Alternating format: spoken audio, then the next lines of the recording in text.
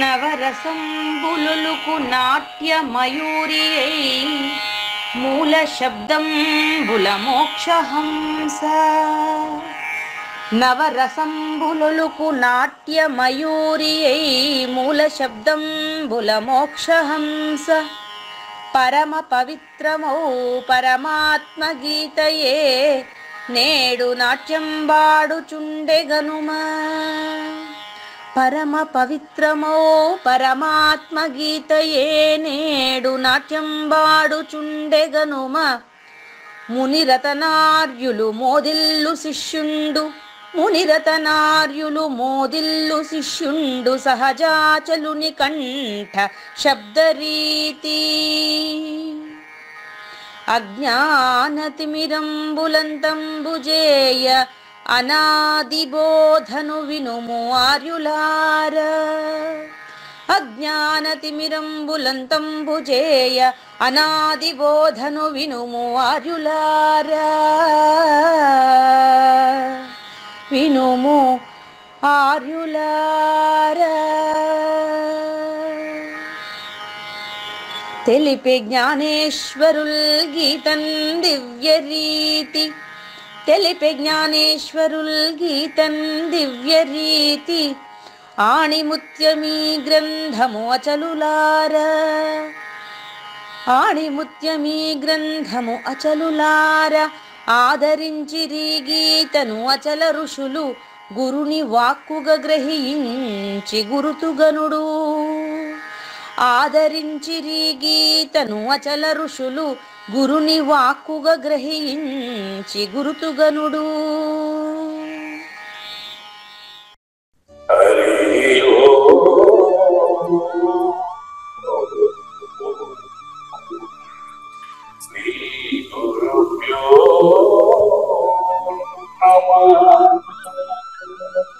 నమో భగవతే వాసుదేవాయ. ఓం నమో నారాయణాయ.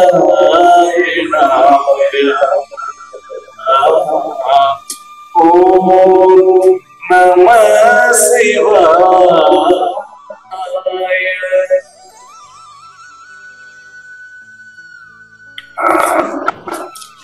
ఈ గీత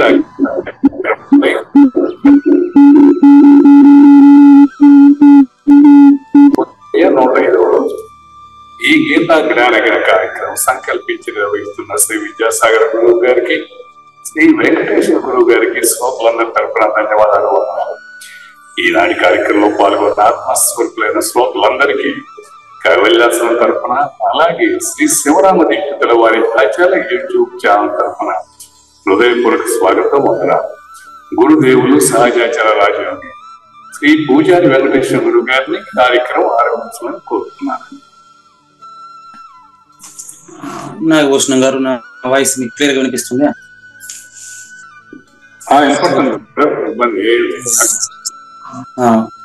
మీ వాయిస్ మాకు క్లియర్ గా రాలేదు నాగేశ్వర ప్రసాద్ గారు. ఒకసారి చూసుకోండి. లెఫ్ట్ టైం మళ్ళీ వస్తారా? ఒకసారి అదే దాంతో పాటు టవర్ క్లియర్ గా ఉందో లేదు చూసుకోండి. నెట్వర్క్ మార్చుకోవాలంటే కూడా చూడండి. సర్వము గురువు మయము, సర్వము గురువు మయము. భవరోగ వైద్యుడితడని తెలియుము, సకల విద్యల నిలయము. దక్షిణామూర్తి ఇతడని తెలియుము. మూగవాణి మాటను, ఈ మూగవాణి మాటను శ్రోతలు కోటలు దాటింతురు. గురు కృపా సిద్ధితోనే నేనెంత ఆనందముందినాను. నిజయోగి శ్రీకృష్ణుడు, నిజ భక్తుడైనట్టి అర్జునుడు. వీరి సంవాదామృతం జనుల రమణ పాలిట అమృతం. వేదవ్యాసుడు దీనిని జనుల యద వికసించునట్లుగాను మహాభారతమందున వెలిగించే కోటి సూర్యుల వెలుగుతో. నిత్య సత్య శాశ్వతమైన పరిపూర్ణంలో లేఖనే జరుగుతున్నట్లుగా మనకు తెలియబడుతున్నటువంటి పవిత్రమైన శ్రీమద్ భగవద్గీత జ్ఞానేశ్వరీయ జ్ఞాన యజ్ఞంలో ఇవాళ 1105 రోజు, అంటే కలియుగం ప్రథమ పాదం, క్రీస్తు శకం 2024 మార్చి 14వ తేదీన మనకు 18వ అధ్యాయ సారాంశాన్ని సంజయుని స్పందనలో తెలుసుకునేదానికి ముందుగా మనం శ్రీకృష్ణ దేశికేంద్రుల మరి అచల పరిపూర్ణ గురు శిష్య ఏకత్వాన్ని తెలియజేసేటటువంటి 243-44 కంది పద్యాలతో శ్రోతలందరికీ సాదర స్వాగత సుమాంజలి. శ్రీ గురుభ్యో నమః. శ్రీమద్భాగవత కృష్ణదేశిక ప్రభులు రచించిన 292 కందార్థ దరువులు సంపూర్ణంగా జ్ఞానయజ్ఞంలో రోజుకొకటి చొప్పున వ్యాఖ్యానించబడిన విషయం శ్రోతలకు విదితమే. ఈ కందార్థ దరువులను రచించిన 19 సంవత్సరాల వరకు అవి ముద్రణకు నోచుకోలేదని, వాటిలోని నిగూఢ భావాలను మరింత స్పష్టం చేస్తూ రచయిత క్షరాక్షరోపాధి ద్వయదోషరహిత పరమతత్వ కందములు 261 రచించారని, తదుపరి సద్గురు శుభాశీస్సులతో ఈ రెండూ కలిపి ఒకే పుస్తకంగా ముద్రించారని పెద్దలు చెప్పగా విన్నాం. పుస్తకం ఇప్పుడు మన భక్తులతో చాలా మంది దగ్గర ఉంది. ఈ కందపద్యాలు భగవద్గీతకు ఉత్తర గీత వలె సద్గురు భక్తులకు కందార్థ దరువులలోని ఎన్నో సమస్యలకు సమాధానమై విలసిల్లుతోంది. ఎంతో ఉపయోగకరమైనటువంటి ఈ కందపద్యాలను రోజుకు ఒక్కొక్కటి చొప్పున వివరించాలని అడిగిన ప్రత్యక్ష శ్రోతల కోరిక మేరకు జ్ఞానయజ్ఞంలో శ్రీకృష్ణ పరమాత్మ సందేశానికి ముందే ప్రతిరోజు కృష్ణ ప్రభువుల దర్శనం మహద్భాగ్యంగా భావిస్తూ ముందుకు వెళదామా? విని శిష్యుడు గురుమూర్తిని కనుగొని చిత్తరువు ప్రతిమగా నిలచున్నన్, తన శిష్యుని హస్తములంగుని దగ్గర తీసుకొని కొడుకాయనుచున్ చెప్పదొణంగెను. మునుతా చెప్పని ముచ్చట్లు కొన్ని సేమము కొరకై ఒప్పుల కుప్ప ఓ మాయప్పాయని దువ్వు కొనుచు అతి దయతోడన్. గమనించండి, ఈ 2 పద్యాలు కూడా మౌన వ్యాఖ్యగా మనం గుర్తించాలి. మౌన వ్యాఖ్య, ఇక్కడ మౌన వ్యాఖ్య అంటే అర్థం ఏంటంటే గురు శిష్య సంవాదము అని మొదలైనటువంటి ఈ యొక్క క్షరాక్షరోపాధి ద్వయదోష రహిత పరమతత్వ కంది పద్యాల్లో గురు శిష్యుల మాటల బలే అని చెప్పిన రీతిగా ఈ యొక్క 243-44 పద్యాల్లో శిష్యుడు మాట్లాడుతున్నాడా, గురువు మాట్లాడుతున్నాడా? మీరు ఎవరిన చూడండి కావాలంటే. శిష్యుడు మాట్లాడటం లేదు, చిత్తరువులాగా ఉన్నాడు. గురువు ప్రారంభించాడని చెప్తున్నారు. రెండూ కూడా రచయితయే. భగవద్గీత ముగింపు ఎలా ఉందో కందపద్యాల ముగింపు కూడా అదేలా ఉంది చూడండి. ఇప్పుడు కృష్ణార్జునుల సందేశం లేదు, ఇక్కడ కృష్ణార్జునుల యొక్క సందేశాన్ని విన్నటువంటి సంజయుడి స్పందన గురించి అక్కడ మనం వింటున్నాం. ఇక్కడ రచయిత స్పందన గురించి వింటున్నాం. పద్యాలు రాసినటువంటి ఆయనే మురిసిపోతున్నాడు. తాను రాసినటువంటి ఆ భావంలో యస్వాత్మరతిరేవ స్యాత్ ఆత్మతృప్తశ్చ మానవ అన్నట్టుగా రచయిత కృష్ణ ప్రభువు పరిపూర్ణుడుగా తనలో తాను రమిస్తున్న పలుకులివి. ఇది వింటున్నటువంటి వాళ్ళలో రమించే వారికి ఇది పట్టపగలే పట్టబయలుగా తెలియబడేదే. ఇది రహస్యమేం లేదు, తెలియని వారికి మాత్రమే రహస్యంగా మిగిలిపోతుంది. గమనించండి, విని శిష్యుడు ఏం విని నిన్నటి వరకు చెప్పినటువంటి ఏం చెప్పారు? గురువుగారు నాయన గురుదక్షిణ ఏమిస్తావు అని అడిగారు. శిష్యుడు ఏమన్నారు? నన్ను అని పలికి ఊరుకున్నాడు. నన్ను అంటే ఇంకా అతను లేదు, ఇంకా అంటే కంప్లీట్ గా ఉన్న పరిపూర్ణమే ఉన్నదెన్నటికి లేనిరుక జోలి అందులేనే లేదెప్పుడు. ఇలాంటి బట్టబయలుగా పట్టపగలుగా ప్రత్యక్ష ప్రమాణంగా బయలు సూచన అయినటువంటి శిష్యుడు ఎలా ఉన్నాడంటే విని. ఇక్కడ శిష్యుని పలుకు గురువు పలుకు రెండు ఉండదు. ఇవాళ గమనించండి, దీని మౌన వ్యాఖ్య అంటారండి. రచయిత పలుకుతున్నాడు. ఇన్ని రోజులు గురు శిష్య సంవాదంగా నడిచినటువంటి దీంట్లో 243-44 చూడండి. నిన్న గురుదక్షిణ అయిపోయింది. ఏమిచ్చారు గురుదక్షిణ?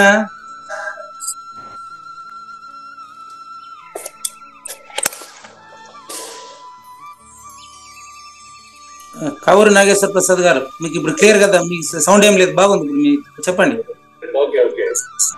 నిన్న గురుదక్షిణగా ఏమిచ్చాడు శిష్యుడు? యాక్చువల్గా నేను ఎలా చెప్పేది, నాకు పరిపూర్ణం తెలుసుకోవటము నేను వేరుగా రాసుకున్నాను, అది కరెక్ట్ గా నాకు లేదండి. 242 మళ్ళీ ఇప్పుడు చెప్తానండి, ఏముంది మీరు ఎన్నిసార్లు అడిగినా చెప్పడానికే నేనున్నానండి.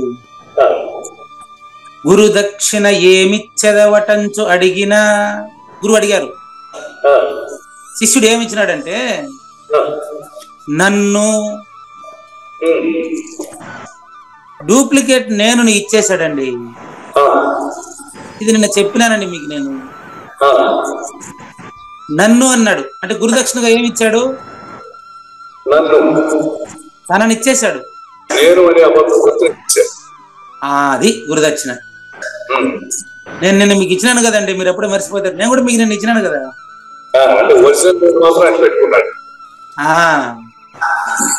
అంటే గురుదక్షిణగా తనని ఇచ్చేశాడు. సరే మీరు ఒకసారి మ్యూట్ అవ్వండి. గురుదక్షిణగా తనను తాను ఇచ్చేసిన తర్వాత శిష్యుడు గురుమూర్తి చెప్పినటువంటి సూచనలు తెలుసుకొని తనను గురుదక్షిణగా ఇచ్చేసి చిత్తరువు ప్రతి అంటే గోడలో గీసిన బొమ్మలాగా, ఇప్పుడు ఎలాగైతే మీరు మ్యూట్ అయి ఉన్నారో పలకకుండా అట్లున్నాడు శిష్యుడు. చిత్తరువు ప్రతిమ, చిత్తరువు ప్రతిమ అంటే శిలా విగ్రహం అయితే కూడా కదిలే అవకాశం ఉంది. గోడ పైన గీసినటువంటి బొమ్మ ఎట్లాగైతే ఉందో అంత స్పష్టంగా నిశ్చలంగా ఉన్నాడనమాట. అంటే అతని మానసికంగా అచల మనస్కుడుగా సహజా మనస్క రాజయోగిగా ఉన్నాడని అర్థం.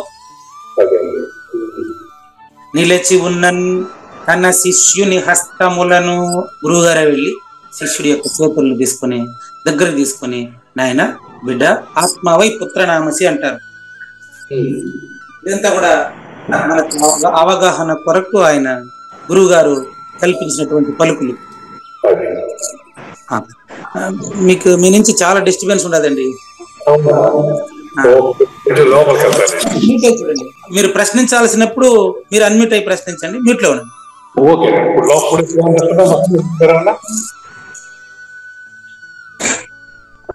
చూడండి, నా దగ్గర నుంచి వచ్చే అవకాశం ఏమండి, నా దగ్గర నుంచి వచ్చే అవకాశం లేదు. అసలు మీరు మాట్లాడే మాటే నాకు వినపడడం లేదు. అందుకనే ఒకసారి నేను ఏమంటున్నానంటే ఒకసారి మ్యూట్ అవ్వండి, ఇంకొకరు మాట్లాడతారు, మీరు వినండి. ఓకే, నేను లివ్ అయ్యి మళ్ళీ జాయిన్ అవుతానండి, ఆ పని చేస్తాను. సరే మీ ఇష్టం. చిత్తరువు ప్రతిమగా ఉన్నటువంటి ఆ యొక్క శిష్యుని యొక్క చేతుల్ని సద్గురుమూర్తి తన చేతిలోకి తీసుకొని, నాయన బిడ్డ ఇట్రా అని చెప్పి చెప్పడం ప్రారంభించాడనేటువంటి విషయాన్ని కూడా గురువుగారే చెబుతున్నారు. గురువుగారి పలుకులు తర్వాత ఎపిసోడ్ లో ఉంటుంది. నెక్స్ట్ 244 తీయండి, పక్కన ఇంకో పద్యం, దానికి అన్వయం రెండు జాయింట్ అనమాట. 244 ఆ పద్యాన్ని మార్చుకోండి. ఎస్, చెప్పదొనంగెను, గురువు గారు చెప్పడం ప్రారంభించారనే మాట రచయితే చెబుతున్నాడండి. రచయిత పలుకులు ఇవి. భగవద్గీతలో కృష్ణార్జునుల పలుకులు లేవు, సంజయుని పలుకులు ఇప్పుడు. అట్లా ఇక్కడ కూడా రచయిత పలుకులు. చెప్పదొనంగెను, ఏం చెబుతున్నాడు? మునుతా చెప్పని ముచ్చట్లు కొన్ని. ముందు అతనికి బోధ చెప్పేటప్పుడు జాగ్రత్తలు చెప్పే అవకాశం లేదు. మీకు అది ప్రూఫ్ చెప్తాను. డాక్టర్ ట్రీట్మెంట్ చేసేటప్పుడు పథ్యం చెప్పే అవకాశం లేదు. ఆపరేషన్ చేసేటప్పుడు పథ్యం చెప్తానికి వినిపిస్తుందా? మీరే చెప్పండి. ఏదైనా ఒక పేషెంట్ రోగికి ఆపరేషన్ చేసేటప్పుడు నాయన రాబోయే 4 రోజుల్లో పథ్యం ఎట్లా ఉండాలని చెప్తానికి వినిపిస్తుందా? అదే విధంగా గురువు గారు ఇదివరకు బోధ చేసేటప్పుడు దానికి ఉన్నటువంటి హద్దులు చెప్పలేదు. వాటిని మునుతా చెప్పని ముచ్చట్లు కొన్ని సేమము కొరకై. ఇప్పుడు మీరు కూడా 1105 రోజులుగా బోధ విన్నారు. కానీ విన్నటువంటి బోధ జీవితంలో ఎలా ఇంప్లిమెంటేషన్ చేసుకోవాలి, ఎలా ఆచరణ యోగ్యం చేసుకోవాలి అని అక్కడ స్థితప్రజ్ఞుని లక్షణాలు చెప్పినట్టుగా ఇక్కడ పరిపూర్ణ ప్రబోధ నువ్వు తెలుసుకున్నావు కాబట్టి నాయన దీన్ని నువ్వు భవిష్యత్తులో ఇలా ఆచరణలో పెట్టుకోవాలా అని ఒప్పుల కుప్ప ఓ మాయప్ప ఒప్పుల కుప్ప నిజము తెలిసినటువంటి మరి నిజవాక్యముల గురు ప్రేమకు నోచుకున్నటువంటి సద్గురు వాక్యాన్ని ఆచరించడానికి పూనుకున్నటువంటి ఓ నా శిష్యరత్నమా బిడ్డ అని అర్థం అండి. ఉప్పుల కుప్ప ఓమాయప్ప అని దువ్వుకొనుచు అతి దయతోడన్. అంటే అచల పరిపూర్ణ ప్రబోధను విన్నటువంటి శిష్యుడికి వినిన ప్రబోధను ఇంటికి పంపించేటప్పుడు భవిష్యత్తులో అతను ఎక్కడా కూడా 10 మందిలో మాట పడకూడదు. ఎవర్రా నీ గురువు, నువ్వు ఇంత చెడు లక్షణాలు కలిగి ఉన్నావే అని 10 మంది అతన్ని తిట్టకూడదు అనమాట. అతన్ని చూస్తే 10 మంది చేయెత్తి మొక్కే విధంగా ఉండాలంట. ఆచరణలో బోధ ఉండాలి తప్ప పలువురిని విమర్శించేటట్టుగా ఉండకూడదు కదండి. అతనికి పరిపూర్ణత తెలిసినంత మాత్రాన ఉపయోగం లేదండి. ఇప్పుడు సమాజంలో చాలా మందికి తెలిసి పరిపూర్ణం ఆచరించడం రాదు. కనుక 243వ పద్యంలో శిష్యుడిని గురువు చేరదీయుట, 244వ పద్యంలో ఇది వరకు చెప్పని బోధలో చెప్పుటకు వీలు కాని కొన్ని ముచ్చట్లు బోధ దృఢీకరణ తర్వాత శిష్యునికి భవిష్యత్తులో అతని ప్రవర్తన గురించి చెప్పబోతున్నటువంటి ఆ యొక్క జాగ్రత్తలన్నీ కూడా చెప్పడం ప్రారంభించాడు. మునుత చెప్పని ముచ్చట్లు కొన్ని సేమము కొరకై ఉప్పుల కుప్ప ఓమాయప్ప అని దువ్వుకొనుచు అతి దయతోడని చెప్పాడు. ఏం చెప్పాడు అనేది తర్వాతి క్లాస్ లో చూద్దామండి, తర్వాత ఎపిసోడ్ లో చూద్దాం. మరి శ్రీకృష్ణ దేశికేంద్రులకు మరి ధన్యవాదాలు తెలియజేస్తూ మన జ్ఞానయజ్ఞం 2వ భాగం సంజయుని స్పందన. ఇప్పుడు మీ దగ్గర నుంచి ఎలాంటి సౌండ్ లేదండి, మీరు ఇప్పుడు లైన్ లో ఉన్నారని అర్థమైంది. అయితే అంత నిశ్శబ్దంగా ఉంది. మీరు అన్మ్యూట్ అయితే, మీరు రంగంలో దిగితే మాత్రం ఎక్కడ లేని శబ్దం వస్తుంది. ఇప్పుడు చూద్దాం. ఇది అన్మ్యూట్ అవ్వండి, ఇప్పుడు పలకండి. కానివ్వండి. సంజయ్ వాచ, అది ఎందుకో మరి మీ మొబైల్ ప్రాబ్లమా ఏం తెలియదు, చెప్పండి చూద్దాం.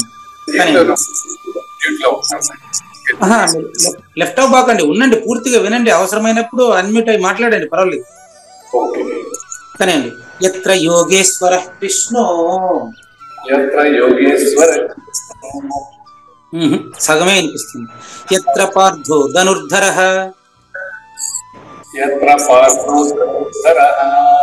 తత్ర శ్రీర్విజయోర్భూతిః, ధ్రువా నీతిర్మతిర్మమ. అంటే మీరు అన్మ్యూట్ అయితే ఏమైతుందంటే, మీరు మ్యూట్ లో ఉన్నంత వరకు అంత క్లియర్ ఉంది. మీరు అన్మ్యూట్ అయితే ఏమైతుందంటే అందరికీ వినపడకుండా వస్తున్నది.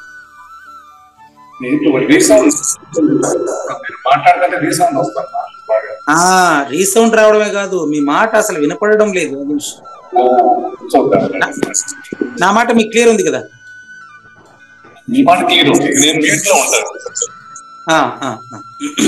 ఓకే. మనకి ఇంకా ఈరోజు 40 నిమిషాల పైన టైం ఉంది చూడండి. ఈరోజు సంజయుని స్పందనలో అచల నిష్ఠ, అచల పరిపూర్ణ ఏమంటారు, ఆచరణ యోగ్యత, అచల పరిపూర్ణుల ఆచరణ యోగ్యత ఎలా ఉండాలనేది మనకి ఇక్కడ ధృతరాష్ట్రుని పక్కన పెట్టి మనకు సంజయుడు నేరుగా తన యొక్క నిజ మనోగతాన్ని, సహజామనస్క రాజయోగాన్ని తెలియజేసేటటువంటి తరుణం అండి ఇది ఈరోజు. రేపు మీకు నేను మరో శ్లోకం చెప్తాను. 78వ శ్లోకానికి పూర్తయిందని చాలా మంది అనుకుంటారు. మరి దీని తర్వాత ఇంకొక శ్లోకం ఉంది, దాన్ని చెప్తాను మీకు. ఈరోజు ఎంతవరకు ఉంటే పెట్టండి, నేను ఎంతవరకు ఏం పెట్టండి చూద్దాం. అంతేనండి, కరెక్ట్. క్వశ్చన్ మార్కులు ఉన్నాయా? లాస్ట్ క్వశ్చన్ మార్క్ ఏలా కాపుండును అదిగా దానిపైన, అంటే అంద ఆశ్చర్యం ఏమి గలదు అంతవరకు అయిందని కూడా నిన్న. ఇప్పుడు దానికి ముందు ఇప్పుడు అచల పరిపూర్ణ సద్గురు చేత దీక్ష పొంది అతను గాన ఆరూఢాతీతుడైతే అట్లే ఉండండి, కరెక్ట్, అంతే ఉండి చెప్తాను. మీరు మాట్లాడేది వినపడడం లేదే.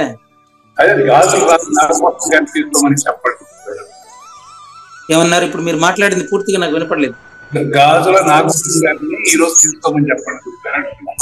ఇప్పుడు అర్థమైంది, కొంత అర్థమైంది. గాజుల నాగభూషణం గారు, అయినా మీరు మ్యూట్ లో ఉండి కూడా వినండి. ఏదైనా అవసరమైనప్పుడు మీరు రంగ ప్రవేశం చేయొచ్చు. గురువు గారు లైన్ లో ఉన్నాండి. Right, okay. ఇప్పుడు అచల పరిపూర్ణ గురుమూర్తి చేత సూచన అయినటువంటి ఆ యొక్క అచల పరిపూర్ణుడు నడిచినటువంటి ప్రతి నడక కూడా అతని నోట్లో వచ్చే ప్రతి మాట మంత్రమై విరాజిల్లుతున్నాడు. అతను గురుగారు సాధారణ వృక్షాలు కూడా పందెంలో కల్ప వృక్షములను కూడా జయించగలవు, అక్కడి రాళ్ళు చింతామణులు ఎందుకు కావు. ఇంతవరకు అయింది నిన్న. అవును గురుగారు, అక్కడ రాళ్ళు చింతామణి కావడం అంటే రాయే రాతిని చింతామణిగా చూసేటటువంటి ఆ దృష్టి మరి కావూరు నాగేశ్వర ప్రసాద్ కి సంక్రమించింది అని అర్థం. చూడండి, అక్కడి మట్టి స్వర్ణ గుణముగా ఏల విలసిల్లదు. ఇక్కడ ఒక ఆశ్చర్యకరమైనటువంటి విషయం చూడండి, మట్టే స్వర్ణం కాదేడా, కానీ మట్టిని కూడా స్వర్ణంగా ఆయన చూస్తాడు అంటే దాని అర్థం ఏంటంటే ఇతని మనసు పవిత్రమైంది కాబట్టి అంతటా అచల పరిపూర్ణాన్నే అతను గమనిస్తుంటాడు. అతనికి అచల పరిపూర్ణ ప్రత్యక్ష ప్రమాణమై ఉంటుంది అనేది మీకు త్వరలోనే తెలుస్తుంది. అంటే ఈ సూచన మీకు 4-5 వాక్యాల తర్వాత మీకు ఓపెన్ అవుతుందండి. అది ముందే చెప్తానండి, గమనించండి. ఇప్పుడు వారి గ్రామంలో నదుల్లో మామూలుగా నీళ్లు ప్రవహిస్తూ ఉంటది, అవునా? కానీ ఇతనికి మాత్రం వారి గ్రామములందలి నదులలో అమృత రసము ప్రవహిస్తుంది అంటే ఇందులో ఆశ్చర్యం ఏముంది? ఇది మీకేమైనా అర్థమవుతుందో చూడండి. గాజుల నాగభూషణం గారు చెప్పండి. నదుల్లో ప్రవహించేది నీళ్లే. అవును గురుగారు. అమృత రసం ప్రవహిస్తుంది, ఇందులో ఆశ్చర్యం ఏముంది అని అడుగుతున్నాడు మనకు సంజయుడు. జ్ఞానేశ్వరి ఈ వాక్యాల్ని ప్రయోగించడం వెనక ఉండేటువంటి అర్థాన్ని మీకు ఎక్స్ప్లెయిన్ చేస్తాను చూడండి. చెప్పండి. తోతాపురి తర్వాత రామకృష్ణ పరమహంసకు గురువుగా కూడా కొంతమంది చెప్తారు తోతాపురి అనేవారిని. అవునండి, విన్నారా మీరు? లేదండి. వివేకానందకి రామకృష్ణ పరమహంస గురువు అని తెలుసు, కానీ రామకృష్ణ పరమహంసకు తోతాపురిని గురువుగా చెప్తారు, కానీ గురువు కాదు. చెప్పండి. సమకాలికులు వాళ్ళు. రమణ మహర్షి, కావ్యకంఠ గణపతి ముని లాగా వాళ్ళిద్దరు కూడా సమకాలికులు అంతే. అవునండి. వాళ్ళిద్దరి మధ్య జరిగిన చర్చ ప్రకారం పరిపూర్ణత అంటే ఏంటి అంటే, ఆయన వస్తాడు ఒకరు మురికి కాలువలో ప్రవహిస్తున్నటువంటి నీటికి, మరి నదిలో ప్రవహిస్తూ ఉండే స్వచ్ఛమైన నీటికి, ఇంకా ఈరోజు అప్డేట్ అవ్వాలంటే మనం ఇంట్లో RO సిస్టంలో మీరు పట్టుకొని స్పష్టమైనటువంటి తాగుతున్నటువంటి నీటికి, ఈ 3 నీళ్ళకి తేడా చూడకుండా ఉంటే వాడు పరిపూర్ణుడండి. గురుగారు, దీనికి వితండవాదాన్ని అయితే మురికి నీళ్ళు తాగండి అంటే అటు కాదు, అది వితండవాదం. అది ఈ 3 తేడా చూసేటువంటి మానవ మనసు అక్కడ ఉండదు. అవును గురుగారు. అన్ని ఇక్కడ అమృత రసం ప్రవహించడము అంటారు. ఓ రాజా అంటే ధృతరాష్ట్ర మహారాజా అని అర్థం. రాజా అంటే సంజయుడు ధృతరాష్ట్రతో చెప్తున్నాడు, చూడండి అయ్యా, మీ మనసులో మీరు బాగా ఆలోచించుకొని చూడండి. ఎట్లా చర్మచక్షువులు లేవు కదా గుడ్డిరాజు గారికి. చూడండి, ఇక మీదట నేను పలికే పలుకులంతా గురువాక్యమే. చూసుకోండి గురుగారు, ఎవరి నోటి నుంచి అయితే అడ్డగోలుగా వెలువడే ప్రతి శబ్దము ఆనందంతో వేదంగా లెక్కించబడుతుందో అట్టివాడు స్వయంగా దేహధారి అయినప్పటికీ సచ్చిదానంద రహితుడైన పరిపూర్ణుడు ఎందుకు కాదండి? అది సూచన. అంటే జ్ఞానేశ్వరి, సంత్ జ్ఞానేశ్వర్ వింటున్న ప్రతి శ్రోతలో పరిపూర్ణాన్ని చూశాడు కదా. చూడండి, ఇక్కడ గురువు గారు ఇప్పుడు మొత్తం అతడు పరిపూర్ణుడు కాబట్టి అతని దృష్టి కూడా పరిపూర్ణంగానే ఉంటుంది కదా గురుగారు. ఎస్, అది మనకి ఇప్పుడు సందేశం. అదే కదా, తద్భవతి, తన ఏ రకంగా ఆలోచిస్తాడో ఆ రకంగానే కనిపిస్తుంది కదా. అదే మనం ఇప్పుడు కృష్ణుడు చెప్పింది మనం వినలే, అర్జునుడు విన్నాడో లేదో మనం వినలేదు, సంజయుడు చెప్పినట్లేదు మనం వినలేదు. అవును గురుగారు. జ్ఞానేశ్వరి రాసింది చూస్తా ఉంటే గాజుల నాగభూషణం కాదు కదా, ఈ కావూరు నాగేశ్వర ప్రసాద్ కాదు కదా, ఎవరెవరు వింటున్నారో వాళ్ళనంతా, వినబోతున్న వాళ్ళనంతా పరిపూర్ణంగా ఆయన చూసినట్లు ఆయన పరిపూర్ణుడని రుజువైతా ఉంది. అవును గురుగారు. కాబట్టి చూడండి, శ్రీకృష్ణుడు మరియు లక్ష్మి అది వేరు వేరు కాదండి, అర్ధనారీశ్వర తత్వం అది. శ్రీకృష్ణుడు లక్ష్మి తల్లిదండ్రులుగా ఉండేటువంటి వాడికి అధికారం మందు స్వర్గ మోక్షములు 2 ఉండును. దీన్ని కాస్త ఎక్స్ప్లెయిన్ చేస్తాను మీకు. ఇప్పుడు నాగభూషణం గారి దేహము లక్ష్మి, నాగభూషణంలో మాట్లాడినటువంటి ఆయన వికార రహిత విష్ణువు. అవును గురుగారు. ప్రూఫ్ ఏంటినంటే అవును అచల పరిపూర్ణుడుగా అతను చూడబట్టి అతనికి వేరే ఎందుకు కనిపిస్తుంది అని మీరు చెప్పిన దాన్ని బట్టి మీలో ఉండే ఆయన వికార రహిత విష్ణువు. అవును గురుగారు. మీకు సేవ చేస్తా ఉండేది నాగభూషణం అనే దేహం. అవును. ఇది ఉండేటప్పుడు మీరు బోధించేటటువంటి శిష్యులకు మాత్రం స్వర్గము మోక్షాలు రెండు తోస్తుంటాయి. అవును గురుగారు. మీరు మాత్రం దానికి అతీతులు. అది ఇక్కడ భావం. స్వర్గ మోక్షాలు రెండూ కూడా మంచి చెడులు, స్వర్గ మోక్షాలు, ద్వంద్వాలు ఎక్కడున్నాయో అక్కడంతా జీవుడు ఉంటాడు. ద్వంద్వరహితంలో ఈశ్వరుడు ఉంటాడు. నిర్ణయము లేని ప్రదేశంలో అచల పరిపూర్ణం ఉంటుంది. అది నువ్వు కాదు, నేను కాదు,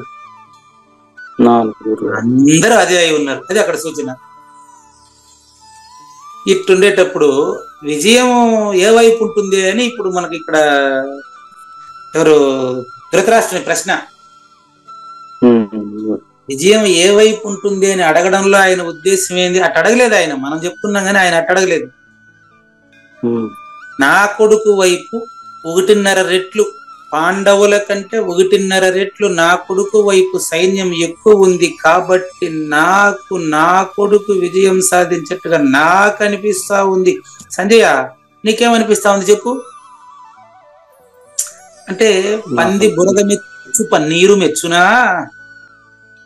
అన్నట్టుగా, అరే విజయుడయ్యా ఆయన పేరు, కృష్ణుడు ఎక్కడ ఉంటే అక్కడ విజయం ఉంటుందయ్యా అంటా ఉంటే ఇంకా ధృతరాష్ట్రుడికి మనం పాఠం చెప్పే అవకాశం లేదు ఇంకా. చూసుకోండి. కాబట్టి ఏ పక్షమున లక్ష్మీపతి అయిన కృష్ణుడు ఉంటాడో ఆ పక్షంలో సమస్త సిద్ధులు అతను పొందవలసిన అవసరం లేదండి, ఆటోమేటిక్ గా వచ్చేస్తాయి గురుగారు. అది తమంతట తామే ఉంటాయని నాకు తెలియను అంటే అచల పరిపూర్ణుడికి తెలియను. నాకు తెలియను అంటే అచల పరిపూర్ణుడికి తెలియను. ఇంతకు మించి నాకేమీ తెలియదు అంటే అతనికి ఎరుక లేదు. చూడండి, సముద్రము నుండి జన్మించినటువంటి మేఘాలు స్వయంగా సముద్రం కంటే కూడా మించిన ఉపయోగంలోకి వస్తున్నాయి లేవా? అవును గురుగారు. ఉప్పు నీళ్ళల్లోనే సముద్రంలోనే మేఘాలు బయలుదేరేది. అవును.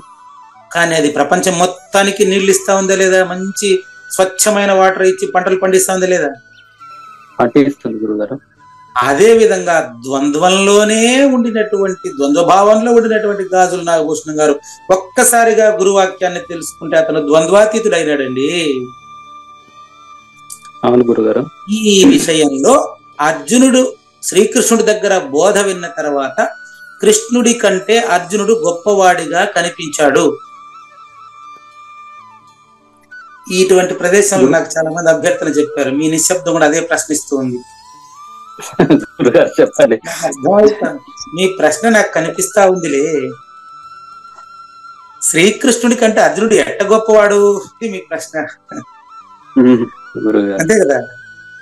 అవునవును. అంటే దాని భావన ఏంటంటే, ఒక బిడ్డను తండ్రి ఎలా ఆశీర్వదిస్తాడు చెప్పండి? తండ్రి బిడ్డను ఎలా ఆశీర్వదిస్తాడు?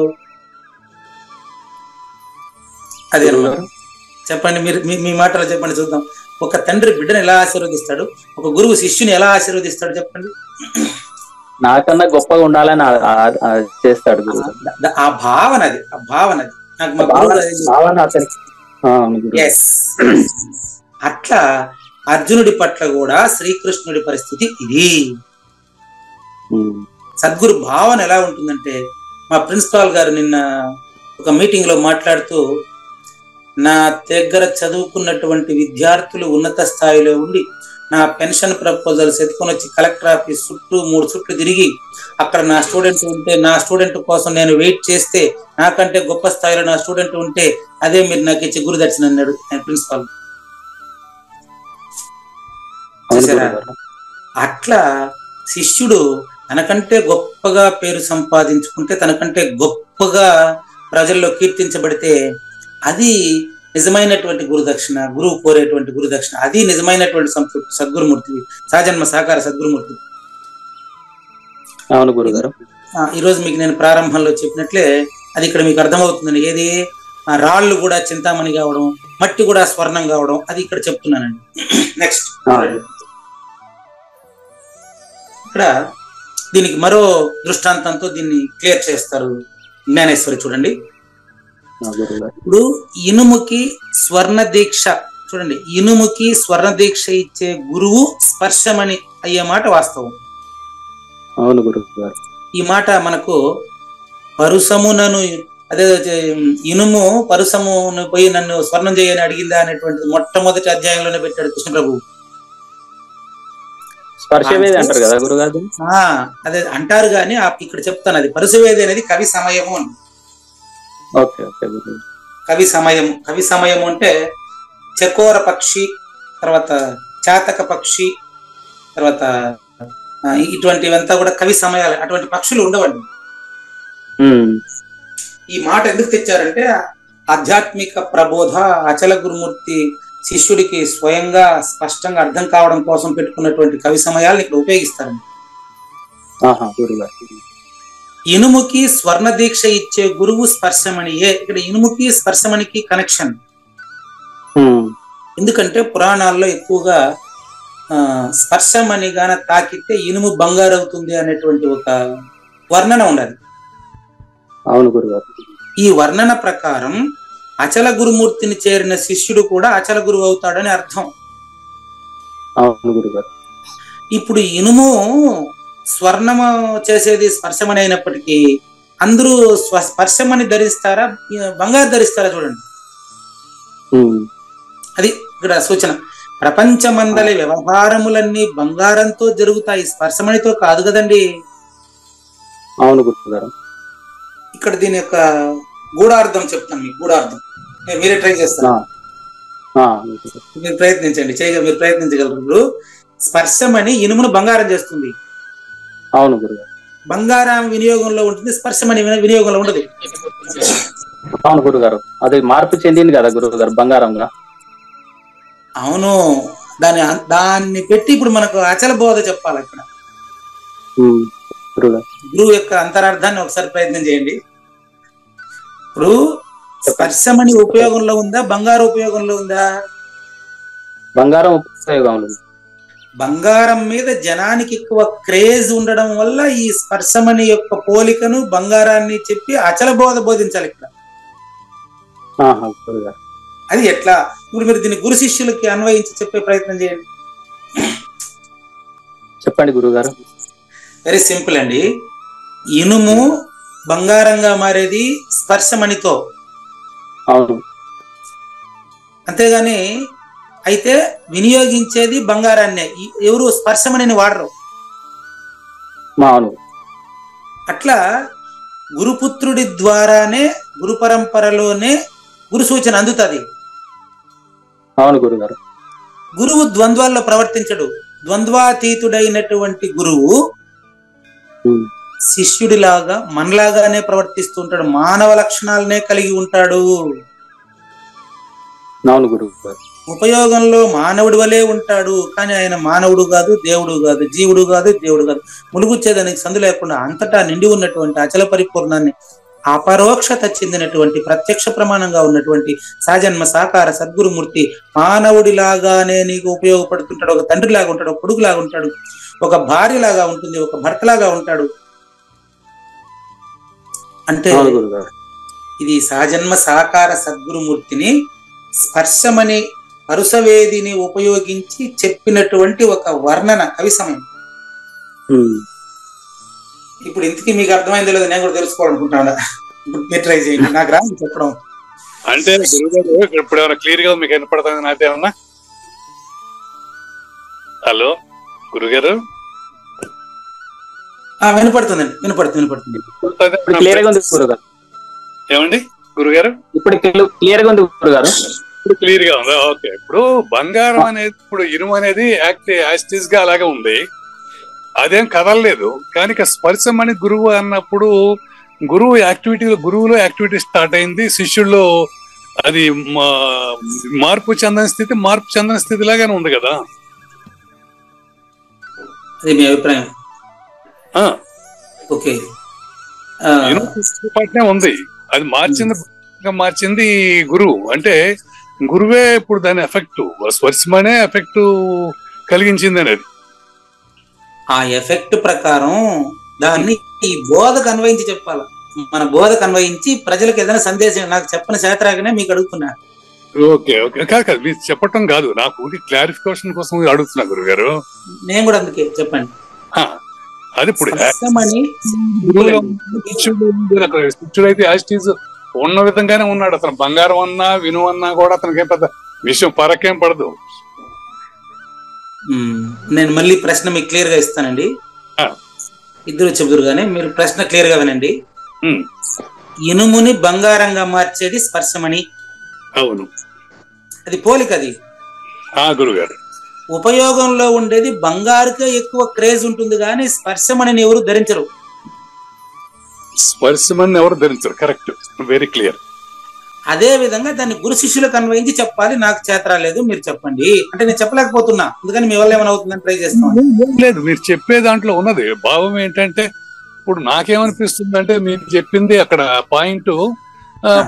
ఇప్పుడు వీడు అజ్ఞానిగానే ఉన్నాడు, శిష్యుడు ఇనుములాగానే అజ్ఞానంగా ఉన్నాడు. తను ఏదైతే గుర్తించలేకపోతున్నాడు, ఆ గురువు తన యొక్క సూచన ద్వారా అతను గుర్తించే విధంగా మలుచుకుంటున్నాడు. అది బంగారం చేశాడు అన్నట్టు. అక్కడ ఇనుముని అజ్ఞానంగా భావిస్తే బంగారాన్ని దాన్ని మార్పు చెందిన స్థితి, దృష్టికోణం మార్చినటువంటి స్థితి అని నేను భావించాల్సి వస్తాను. ఇప్పుడు భావించాల్సి రావడం కాకుండా నేను మళ్ళీ ప్రశ్న క్లియర్ గా, నేను ఇనుము, బంగారము, స్పర్శమని ఈ 3 పదాలు వాడుతున్నా. అవును గురుగారు. మీరు వాడాల్సిన 3 పదాలు చెప్తాను. మీరు వాడాల్సింది గురువు, శిష్యుడు, సద్గురువు, ఈ 3 పదాలే వాడాలి. ఓకే గురుగారు, రైట్. ఇనుము బంగారాన్ని చర్చలోకి తేకూడదు. ఇనుము బంగారాన్ని చర్చలోకి తేకూడదు, రైట్, తేకూడదు. గురువు, శిష్యుడు, సద్గురువు. అక్కడ చూసుకోండి. గాజుల నాగభూషణం గారు మీరు కూడా వినండి, ఇద్దరు వినండి. ఇనుము, బంగారము, స్పర్శమని 3 పదాలను ఉపయోగించి అక్కడ చెప్పారు. దాన్ని గురువుకి, శిష్యునికి, సద్గురువుకి అన్వయించి బోధించాలి. ఈరోజు అది సూచన. ఒక్కొక్కరు ప్రయత్నించండి. చెప్పండి గాజుల నాగభూషణ గారు, మీరు చెప్పండి. ఇక్కడ గురువు గారు, గురువు, శిష్యుడు, సద్గురు, ఓకేనా? అవును గురుగారు. గురువు, శిష్యుడు, సద్గురు ఒకే రూపం కదా అండి? చెప్పండి, మీరు అన్వయించండి, పూర్తిగా బోధ కంప్లీట్ చేయండి. ఆ పదాలు ఎవరెవరికి వర్తింపాలి చెప్పండి. ఆ పదాలను ఎవరెవరికి ఏ పదాన్ని అన్వయింపు చేస్తారు చెప్పండి, కొన్ని అది చెప్పండి. ఇది 3 పదాలు, అది 3 పదాలండి. అవును గురుగారు. శిష్యుడు, గురువు, సద్గురువు. అవును గురుగారు. ఇనుము, బంగారు, స్పర్శమని ఈ 3 పదాలు, ఆ 3 పదాలు ఎవరికి ఏది వర్తింపజేస్తారు చూడండి.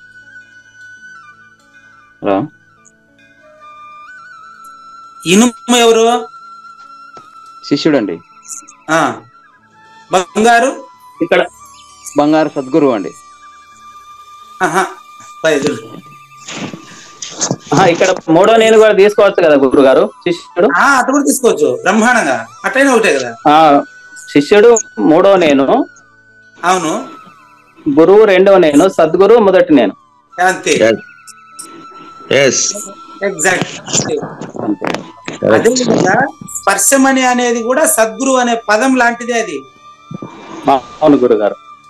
స్పర్శమని అనేది సద్గురు. ఇంకొకరు అన్మ్యూట్ అయ్యారా? ఒకసారి ఇంకొకరు రావాలనా? రామాంజలి గారు మాట్లాడాలంటున్నా. స్వామి కరెక్ట్, వాళ్ళు చెప్పి. ఓకే ఓకే, మీరు ఏమైనా చెప్తారా, ఎక్స్ప్లెయిన్ చేస్తారా? నేనే ఎక్స్ప్లెయిన్ చేయాలా? మీరు ముగ్గురు ఇన్వాల్వ్ అవ్వబట్టి, స్పర్శమణిగా మీరంతా నన్ను తాకబట్టి నేను బంగారంగా మాట్లాడుతున్నా చూడండి. చెప్పండి గురుగారు. మీరు ఇప్పుడు రామాంజులు గారు, మీరు కావూరు నాగేశ్వర ప్రసాద్, మీరంతా వచ్చి సద్గురు అయి నాలో మాట్లాడిస్తున్నారు. ఇప్పుడు చెప్పండి గురువు గారు. మీరు చెప్పినట్లుగా మూడో నేను, రెండో నేను, మొదటి నేను వ్యవహారంలో ఉండదు గురుగారు. అదే విధంగా రెండవ నేను గురువుగా వ్యవహారంలో ఉంటాడు. అవును గురుగారు. మూడో నేనైనటువంటి శిష్యుడుగా వ్యవహారంలో ఉంటాడు. అవును గురుగారు. మీరు చిన్న సూచన చేశారు అప్పుడే. మొదటి నేను ఈ మూడిట్లోనూ ఉండాలని తెలిసినటువంటి వాడికి తేడా తెలియకుండా స్పర్శమని వలె ఈ శిష్యుడే తయారై ఉంటాడు. అవును గురుగారు. కానీ ఉపయోగంలో మాత్రం ఎలా ఉంటాడు? అది మీకు ఇక్కడ కావాల్సింది. 10 మందికి ఉపయోగపడేటప్పుడు ఒక సత్పురుషుడుగా మాత్రమే ఉంటాడు తప్ప నేను సద్గురువునని ఎవరికి అతను ఉండడు. అట్లా ఆ రకంగా ఉండడు. కిరీటాలు, అదే నేను శ్రీకృష్ణదేవరాయలు నేనేను, కృష్ణుడు నేనేను అని చెప్పేసి కిరీటాలు పెట్టుకోవడం, ఇట్లాంటి విశేషాలు చేయడు. ఎవరు చేసినా తను దాని మీద దృష్టి ఉండదు గురుగారు. ఉండదు అంతే. కాబట్టి ఇక్కడ మీ ముగ్గురు సాంగత్యం వల్ల, అంటే స్పర్శమణిలాగా మీరు నన్ను టచ్ చేసిన తర్వాత ఈ పూజారి వెంకటేశ్వర నుంచి వచ్చే మాట ఏంటి అంటే, వ్యవహారంలో మానవులుగానే కనిపిస్తారు ప్రతి ఒక్కరూ సద్గురు స్వరూపమేనని ఈ చిన్న ఉపాఖ్యానం వల్ల మనకు తెలిసింది.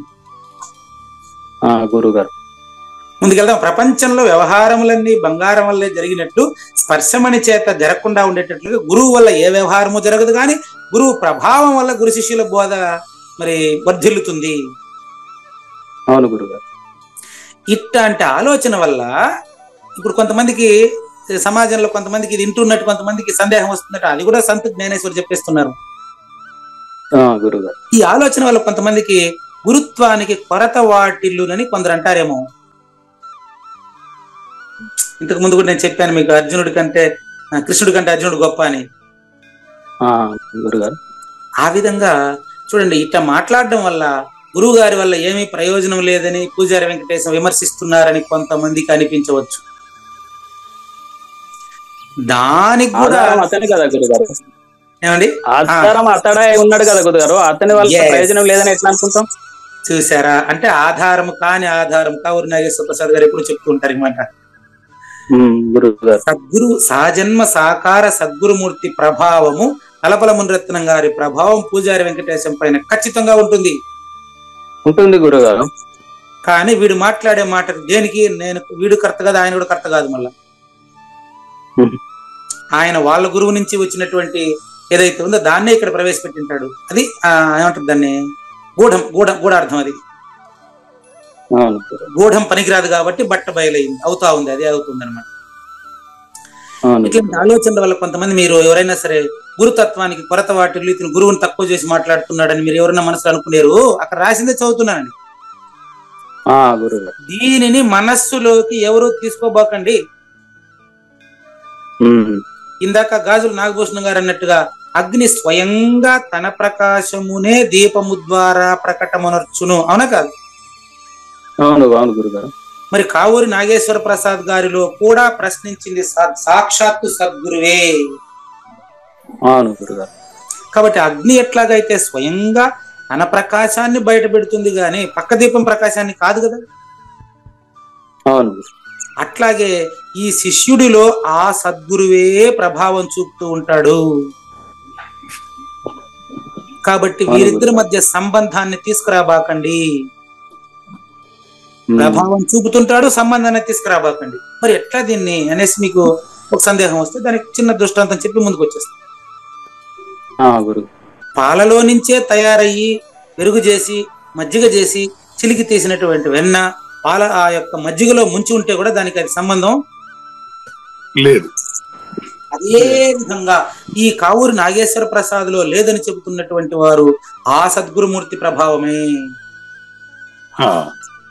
ఆ సద్గురుమూర్తికి అంటే మేకా నిర్భయానంద స్వామికి మీకు కనెక్షన్ ఉంది లేదు అనే నిర్ణయం లేదు. బాగా అంతే అంతేలేండి, ఉంది లేదా నిర్ణయం లేదు. అది అది క్లియర్. గురువే నిర్ణయించినప్పుడు ఇంకా నిర్ణయం ఎక్కడది? అది మీరు మాట్లాడుతుండేది ఆయన, మీకు సంబంధం ఏముంది? అవును, సందేహం లేదు అందులో. అందుకని అదే విధంగా కృష్ణుడి పలుకునే అర్జునుడు పాటిస్తాడు. కృష్ణార్జునుడు అనేది ఇద్దరు కాదు, అది. అవునండి.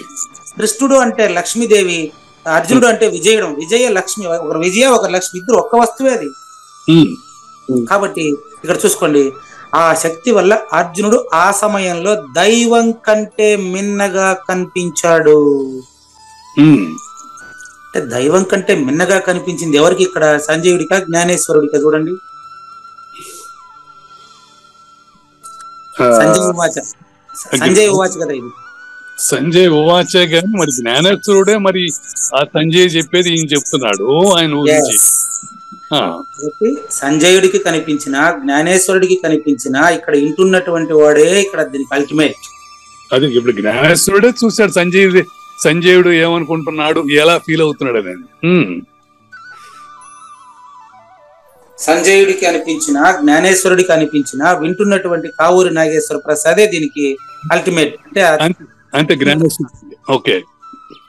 కాబట్టి ఇక్కడ ఆ సమయంలో అర్జునుడు దేవుని కంటే మిన్నగా కనిపించసాగెను అంటే సంజయుడికి అర్జునుడు అచల పరిపూర్ణుడుగా కనిపించుట వల్ల ఇక్కడ జ్ఞానేశ్వరి అచల పరిపూర్ణుడని తెలిసిన ప్రతివారు అచల పరిపూర్ణులేనని నేను మీకు చెప్పనవసరం లేదనుకుంటాను. అదేనండి. అతడు దేవుని కంటే ఎంత ఎక్కువగా కనిపిస్తున్నాడు అనేటువంటి విషయాన్ని, అంత ఎక్కువగా ఈ విషయమునందు దేవుడికి గౌరవ ప్రశంసలు కూడా ఉంటుంది అని మనం గమనించాలి. ఆహా, కొడుకే ఇంత మంచోడుగా ఉన్నాడంటే మీ నాయన ఎవరు బాబు అని అడుగుతారు ఎవరినైనా కూడా. అట్లా తండ్రికి తన కొడుకు సద్గుణములన్నింట తనకంటే బాగా ఎక్కువగా ఉండాలనే కోరిక ఎప్పుడు ఉంటుంది కదండి. తనకంటే బాగా అంటే అంతేనండి. ఇప్పుడు వ్యవహార రీత్యా చూస్తే బాగా, గాని గురు శిష్యుల సంబంధంలో చూస్తే గురువు ఎలా ఉన్నాడో శిష్యుడు అలా ఉండటంలో సహజమైన విషయం అది. అవునండి, సహజమైన విషయమే. ఉంటాడా గురువు గారు? ఇప్పుడు మా నిర్భయాంధ్రుల మించి నేను ఉంటానా? అది ఎలా అది ఊహించగలను నేను? అది చెప్తున్నాను కదా, అది కావూరిన, అది శిష్యుడి స్థాయిలో నుంచి చెప్పే మాట. అది మీరు శిష్యుని స్థాయిలో నుంచి చెప్పే మాట. అది నిర్భయానంద స్వామి ఏమనుకుంటారో అది చెప్పండి. ఆయన కనీసం నేను చేసినట్టు చేసిన కాడు చాలాడు, ఎట్టకొట్ట కొంచెం బాగుపడతాడు అనుకుంటాడు ఆయన. కాదండి, ఇక్కడ జ్ఞానేశ్వరి అట్లా చెప్పి అది ఒప్పుకోవట్లేదండి. ఆయన మేక నిర్భయానంద స్వామి నాకు వయసు అయిపోయింది, గుర్రాల మోహన్ రావు గారు స్పందించి పరిపూర్ణ దర్శనికి వ్యాఖ్యానం ఇచ్చుంటాడు కదా. గుర్రాల మోహన్ రావు గారు గురువుగా భావించి నన్ను శిష్యుడిగా భావించండి. ఆయన ఏం చెప్పాడు మీరేనండి. ఇప్పుడు నేను గత 20 సంవత్సరాలుగా ఏదైతే నేను చెప్తా ఉంటానో దాన్ని ఇంకా సులభమైన మాటల్లో చెప్పి ఒక వైతాళికుడు ఉద్భవించాడు పూజారి వెంకటేశం. నేను చెయ్యలేని పనిని ఇతను నాకంటే గొప్పగా చేసి చూపిస్తున్నాడు కనుక ఇతనికి కానుకగా నేను ఇతను రాసినటువంటి శ్రీకృష్ణ పరమాత్మ శ్రీకృష్ణ దేశికేంద్రుల కరుణాత్మక పరిశీలన అనే గ్రంథాన్ని నా సొంత ఖర్చులతో దీన్ని పూర్తిగా నేను పాంప్లెట్ వేసి పబ్లిక్ గా పంచుతున్నాను. ఇది ఆయన మాట్లాడిన మాటేనండి. కానీ వ్యవహారాలు దిగినట్టుగా ఏం దిగినట్టు? మరి ఇప్పుడు నాకంటే గొప్ప, ఎక్కడైతే నేను గొప్ప ఎక్కువ తక్కువ అనే పదాలు వచ్చినాయంటే అది మరి అది ఎలా అవుతుంది? అది గురువు కంటే గొప్ప తక్కువ అనే పదం వచ్చినప్పుడు అది వ్యవహారంలోకి వచ్చేస్తుంది కదా గురువు గారు. అది కావూరి నాగేశ్వర ప్రసాద్ నుంచి మాట్లాడే మాట అండి. కంపారిజన్ లో 2 ఉంటుంది కదా ఎప్పుడు కూడా. చూద్దాం, ఒక తండ్రి తన కొడుకుని తనకంటే ప్రజల మన్ననలు అత్యధికంగా పొంది తనకంటే మంచి లక్షణాలు కలిగి ఉండాలనుకుంటాడా లేదా? డెఫినెట్ గా. మరి అది కదా నేను చెప్తాను. ఇప్పుడు మా నాన్నగారు తాగుబోతండి, నా కొడుకు కూడా నాలాగా తాగుబోతుగా ఉండి మంచి పేరు తెచ్చుకోవాలనుకుంటాడేమే? అనుకోడు. సద్గురు అలా ఉండడు కదా గురువు గారు. నేను చెప్పేది కూడా మీకు అదేనండి. సద్గురువు ఇప్పుడు పగడాల వెంకటేశ్వరరావు స్వామి ఇది గంజాయి తాగేవారట. ప్రస్తుతం సద్గురు సుబ్రహ్మణ్యం గారు సిగరెట్ వెనకాల సిగరెట్ తాగుతున్నారు. వీళ్ళంతా సద్గురువులేనండి. అనుభవానంద స్వామి బీడి వెనకాల బీడి తాగుతా ఉన్నారు. అవును. కానీ నా శిష్యులంతా కూడా కనీసం నాలాగా బీడి తాగాలనుకోరు కదా. అసలు అనుకోరు, అట్లేం అనుకోరు. కానీ వాళ్ళు బోధ విషయంలో మాత్రం వాళ్ళు చెప్పింది గ్రహించాలనే వాళ్ళు అనుకుంటారు, అంతే, అంతవరకు. కాదు నేను అది చెప్పేది కావూరు నాగేశ్వర ప్రసాద్ చెప్పే మాట అది. బోధ విషయంలో నేను చెప్పింది మీరు గ్రహించాలని కాదు నేను అనుకునేది, మీ ప్రవర్తన చూసి 10 మంది గ్రహించాలని నేను అనుకునేది. ఏది బాగుంది చూడండి. నేను చెప్పింది మీరు కనీసం గ్రహిస్తే మీరు పాటిస్తే చాలని నేను అనుకోనండి. ఇట్లాంటి ఆయన బీడీలు దాటడం తప్పు, ఇంకోటి చేయటం తప్పు. అవి దాటితో మన కష్టమే ఉంది గురువు గారు. వాళ్ళు చెప్పి విషయంలో మనం దృష్టి పెట్టాలి తప్ప వాళ్ళు వ్యక్తిగతంగా వాళ్ళకి ఎన్నో అలవాట్లు ఉండొచ్చు. అవన్నీ దాంతో ఉండాలి ఉండకూడదనే నిర్ణయం అనేది గురువు అనుకోడు కదా. ఇప్పుడు నేను చెప్పేది అదేనండి. మీకు నాకు 10 మందిని విమర్శించడం అలవాటుగా మారిందండి. మిమ్మల్ని నేనేమనుకుంటా, నాకుండే చెడ్డ గుణాలు లేకుండా మీకు నాకంటే మంచి గుణాలు అలవడాలని కదా నేను కోరుకుంటాను. డెఫినెట్ గా. కానీ సద్గురు కంటే గొప్ప గుణాలు ఎవరికి ఉంటాయి గురువు గారు? నా గురువు కంటే గుణాలు ఎక్కువ నాకు ఎందుకు ఉంటాయి? ఎలా వస్తాయి? సద్గురువు కంటే గొప్ప గుణాలు ఉండడం అంటే అర్థం ఏంటంటే, సద్గురువు నీకంటే వేరుగా ఉండరండి. సద్గురువు ములుగుచ్చేదానికి సందు లేకుండా ఉన్నాడు. అవును. నేను నీలో సద్గురువుని చూస్తుంటాను, మీరు నాలో సద్గురువుని చూస్తుంటారు. అలాంటప్పుడు నేను పూజారి వెంకటేశం అనేటువంటి వాడికి సరిగా మాట్లాడిన చేత రాలేదు, కావూరు నాగేశ్వర ప్రసాద్ గారు అయినా చక్కగా మాట్లాడి ప్రపంచాన్ని ఉద్ధరిస్తే బాగుండును అని నేను అనుకుంటున్నాను పూజారి వెంకటేశం.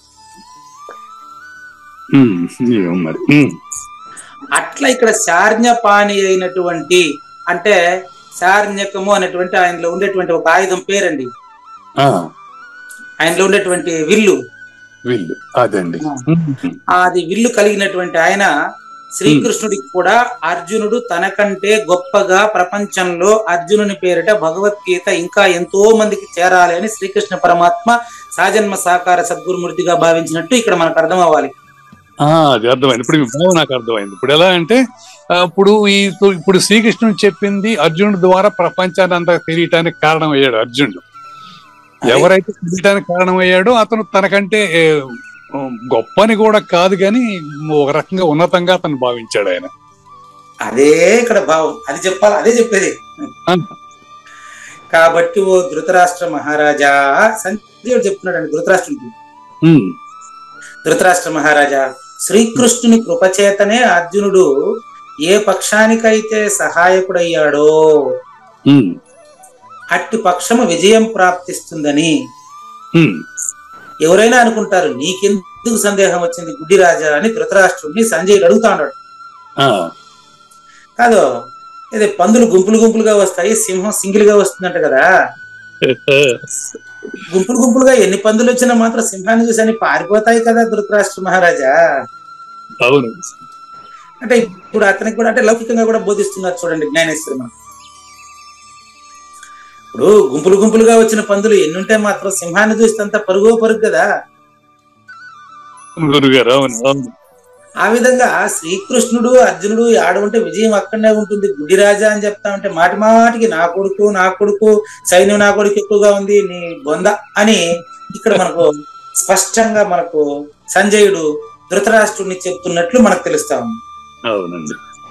విజయం ఎక్కడ ఉంటుందంటే, అచల పరిపూర్ణత ఎక్కడ ఉంటుందో అక్కడ విజయం తనంతట తానుగా స్వయంగా విజయలక్ష్మి అచల పరిపూర్ణుడికి సేవ చేస్తుంటుంది.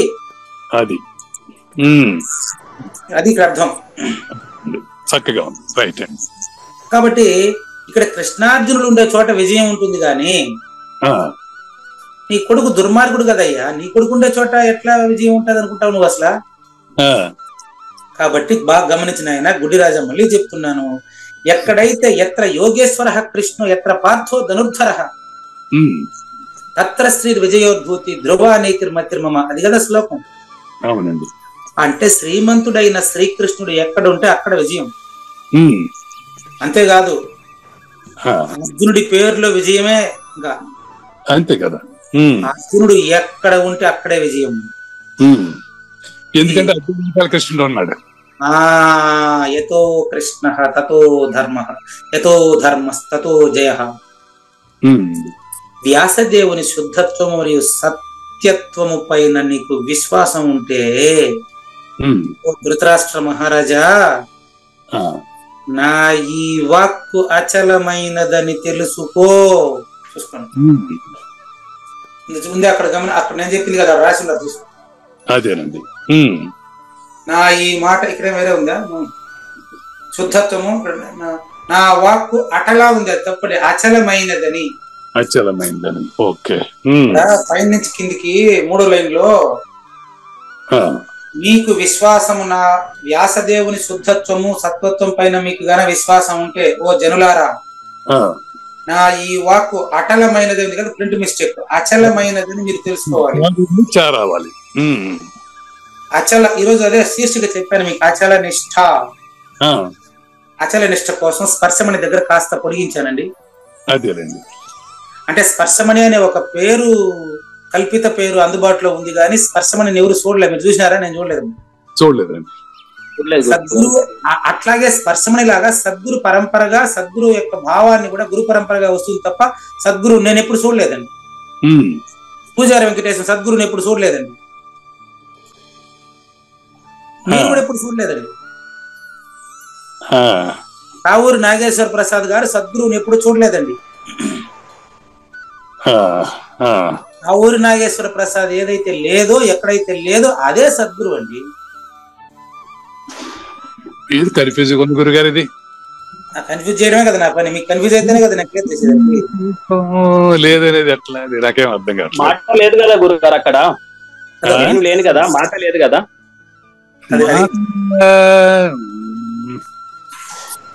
నేను లేనప్పుడు సద్గురువు లేరు, తనువు లేడు, అది వేరే విషయం. అట్లా చూసేవాడు లేడు కదా గురుగారు. చూసేవాడికి లేడు. బాబా నాగభూషణ గారిని చూడండి, నిజంగా చూసేవాడు లేడని చెప్తున్నారు నాగభూషణ గారు, నాగేశ్వర ప్రసాద్ గారు. చూసేవాళ్ళు లేనప్పుడు ఎవరు ఉండరులేండి, సద్గురు ఉండరు, ఎవరు ఉండరు. అటు మాట్లాడకూడదండి. మీరు గాఢంగా నిద్రపోయినప్పుడు మీరు లేరా? ఉన్నాను. మరి లేదంటున్నారట. ఇప్పుడు ఇందాకనే కదా మీరు లేరన్నారు, చూసేవాడు లేకపోతే లేదంటే. రాత్రి నిద్రలో మీరు చూసేవాడు లేరే, మీరు ఆడికి పోయినారు. ఇప్పుడు ఆ గాజులు చూసేవాళ్ళు లేరు కదండి అని అంటే దాని అర్థం, దాన్ని ఏ రకంగా నేను అన్వయించుకోవాలి? మాట లేదు కదా గురుగారు అక్కడ, సద్గురు దగ్గర మాట అనేది లేదు కదా, నిశ్శబ్దం కదా.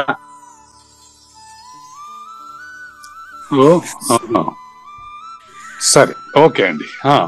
నా ఈ వాక్కు అచలమైనదని మీరు తెలుసుకోండి. అచలమైనదని తెలుసుకోండి అంటే సద్గురు వాక్యానికి తిరుగులేదని అర్థం అండి. అదేనండి. దానికి నిర్ధారణగా మీకు నేను అట్లా ఊరికే గాఢ నిద్రను సూచన చేశా. మీరు నిద్రలో ఏముంది ఇప్పుడు ఆలోచించే ప్రయత్నం చేస్తున్నారు. మీరు అక్కడ లేదు అంటే నాగేశ్వర ప్రసాద్ లేదు. ఆ సద్గురు ఇప్పుడు కూడా ఉన్నాడు. గాఢంగా నిద్రపోయినప్పుడు మాట్లాడకుండా ఉండే సద్గురు ఇప్పుడు ఆడికి పోయినాడా మీలో? లేదు. ఆయన ఉన్నాడు. అదే ప్రతిసారికి నాగభూషణ గారు మీకు చెప్పింది, ఆడు మాట్లేదు అని చెప్పేది మీరే గురువు అని ఆయన భావన. నాగేశ్వర ప్రసాద్ గురువు కాదు, మీరు గురువేనని నాగభూషణం గారి భావన. అంటే నాలో ఉన్న ఆత్మని నేను చూడలేను అనేదా అనుకోవాలా? దానికి పేరు లేదు. ఆత్మ పరమాత్మ దానికి పేరు లేదండి. లక్ష్మీపతి అయినటువంటి నారాయణుడు ఉన్న చోట భక్త శ్రేష్ఠుడైన అర్జునుడు కూడా ఉంటాడు.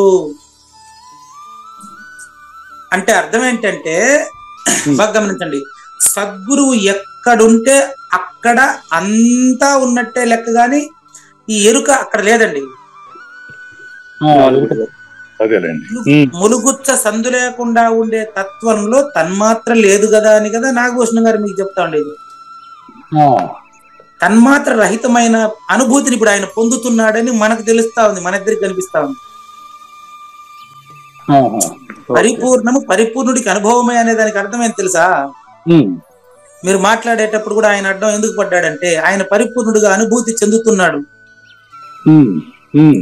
కనుక. అచల పరిపూర్ణంలో మాట లేదు కాబట్టి అక్కడ సద్గురు ములుగుచ్చదనికి సందు లేకుండా అంతటా ఉన్నాడు. అయినప్పటికీ మాట లేని దాన్ని నేను మాటతో చెప్పలేను కదా, మీరు కూడా చెప్పలేరు కదా. అక్కడ మీరు లేరు, నాగేశ్వర ప్రసాద్ లేదు, మీరున్నారని ఆయన చెప్పడం. అదేనండి. కొంచెం నాకు కొంచెం అర్థం అవడం కొంచెం కష్టమైంది. కొంచెం కష్టం ఇది తర్వాత మరి కొంచెం మీకు కష్టం అవడం వల్లనే నేను మీకు రేపు ఎక్స్ప్లెయిన్ చేయగలుగుతానండి. అదే నాగభూషణం లాగా అయితే ఎక్స్ప్లెయిన్ చేయాల్సిన అవసరం లేదు. అలాగే కాదు గురుగారు. అంటే జ్ఞానయజ్ఞం మీదే, కావూరి నాగేశ్వర ప్రసాద్ దే జ్ఞానయజ్ఞం, ఇది నాగభూషణం గారికి సంబంధం లేదని మనకు అర్థమైంది. లేనిది లేదు లేదు, ఉన్నది లేకపోవుట లేదయ్యా, ఈ గొప్ప మర్మమంతా నీ వలన తేటగా తెలిసెనయ్యా. మీకు రేపు 79వ శ్లోకం చెప్తానండి. కృష్ణార్జునుల పలుకులు తలచిన చర్చించిన చోటను సర్వ సంపదలుండును, దృఢమైన నైతికత వర్ధిల్లును. సంజయుని ఈ పలుకును సూటిగా తలతల మునిరత్నమే శ్రీమించిన భావమై సద్గురువు చెప్పకనే చెప్పెను కదా. సద్గురాత్మ అండి. మంగళం అమ్మ కానండి. జయమంగళం నిత్య శుభమంగళం, జయతు జయమంగళం మహోత్సవమంగళం. జయమంగళం నిత్య శుభమంగళం, జయతు జయమంగళం మహోత్సవమంగళం. శ్రీమించున చలంబు సూచించినటువంటి దక్షిణామూర్తికి దండమిడుతూ, శ్రీమించున చలంబు సూచించినటువంటి దక్షిణామూర్తికి దండమిడుతూ, శ్రీ మహావిష్ణువు సూర్య భగవానుడు యాజ్ఞవల్కి జనక రాజ ఋషికి. జయమంగళం నిత్య శుభమంగళం, జయతు జయమంగళం మహోత్సవమంగళం. అయం వ్యర్థ బాహ్య కోపిన భవతి అనే సుఖయోగి సాంది పరుసుల వరుస. అయం వ్యర్థ బాహ్య కోపిన భవతి అనే సుఖయోగి సాంది పరుసుల వరుస. దీనినే శ్రీకృష్ణ పరమాత్మ వద్దనే ఎరిగరిగిన ఉద్ధవార్జునులకు. జయమంగళం నిత్య శుభమంగళం, జయతు జయమంగళం మహోత్సవమంగళం. శ్రీ అల్లమా ప్రభు బసవేశ్వరుండును బ్రహ్మానంద రామానంద స్వామి. శ్రీ అల్లమా ప్రభు బసవేశ్వరుండును బ్రహ్మానంద రామానంద స్వామి. నవరసాలు లిఖించు నాట్యమయూరిగా గీతను మలచిన జ్ఞానేశ్వరులకు. జయమంగళం నిత్య శుభమంగళం, జయతు జయమంగళం మహోత్సవమంగళం. కబీరు దాసుడు సహజానంద గురుడు రామావధూతయు రాజితముగా. కబీరు దాసుడు సహజానంద గురుడు రామావధూతయు రాజితముగా. అంబికా శివయోగి శ్రీవేమన నిరంజన వెంకయ్య తిరువెంగళార్యులకును. జయమంగళం నిత్య శుభమంగళం, జయతు జయమంగళం మహోత్సవమంగళం. శ్రీ బృహద్వాశిష్ట సిద్ధాంతమును చేసి జనన మరణ భ్రాంతి జడుపు బాపి. శ్రీ బృహద్వాశిష్ట సిద్ధాంతమును చేసి జనన మరణ భ్రాంతి జడుపు బాపి. అచల సాంప్రదాయమవనిలో నెలకొలిపి అందించినట్టి శివరాములకును. జయమంగళం నిత్య శుభమంగళం, జయతు జయమంగళం మహోత్సవమంగళం. మెప్పైన బోధల తిప్పలు బాపిన అప్పయ్య మంత్రియు అచల గురులు. మెప్పైన బోధల తిప్పలు బాపిన అప్పయ్య మంత్రియు అచల గురులు. పరశురామ సీతారామ స్వామి ప్రభులు నరసింహ యోగి గురువర్యులకును.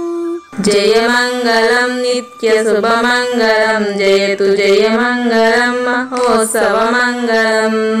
కంద కందార్థముల నందించి బృందముకు రంది పాపిన కృష్ణ ప్రభువునకును.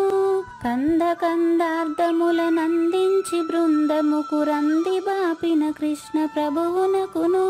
పలుకులా కందనిది పరబయలు ఇది అని పలికిన ఫీల్కాన లక్ష్మణునకు. జయమంగళం నిత్య శుభమంగళం, జయతు జయమంగళం మహోత్సవమంగళం. ఫీల్కాన లక్ష్మణుల ప్రియ శిష్యవర్యుండు అవధూతయని పేరావనియందు. ఫీల్కాన లక్ష్మణుల ప్రియ శిష్యవర్యుండు అవధూతయని పేరావనియందు. పాఠాలు నేర్పించి పీఠాలు ఏర్పరచి శంఖబాపిన వెంకటేశ్వర వదూతకు జయమంగళం నిత్య శుభమంగళం జయతు జయమంగళం మహోత్సవమంగళం.